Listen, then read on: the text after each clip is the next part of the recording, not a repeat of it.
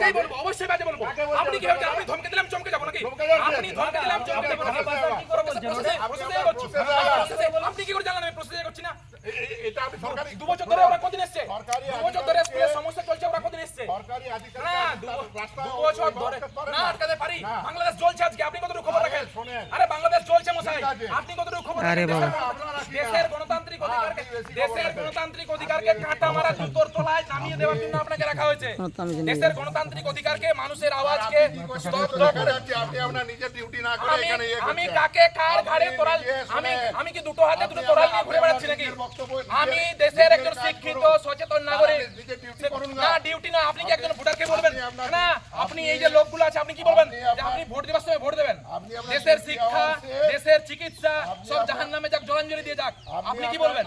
না আপনি মানুষ, আপনি একজন শিক্ষককে শেখাতে চলে এসেছেন, আপনি একজন শিক্ষককে শেখাতে চলে এসেছেন।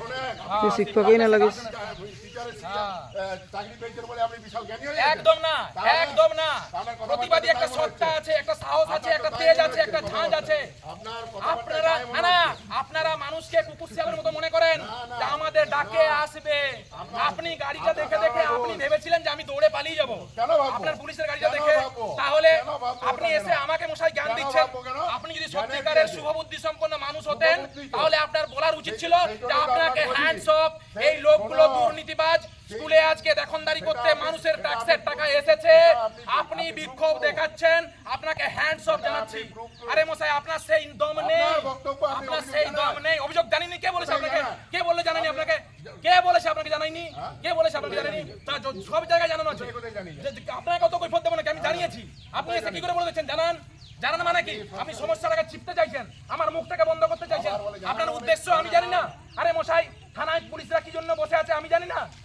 আরে বাবা, আরে বাবা বাবা, আপনি বিশাল বিদ্যাসাগর বিবেকানন্দের শিষ্য হয়ে আমাকে, আপনি বিদ্যাসাগর বিবেকানন্দের শিষ্য হয়ে আপনি আমাকে জ্ঞান দিতে এসেছেন।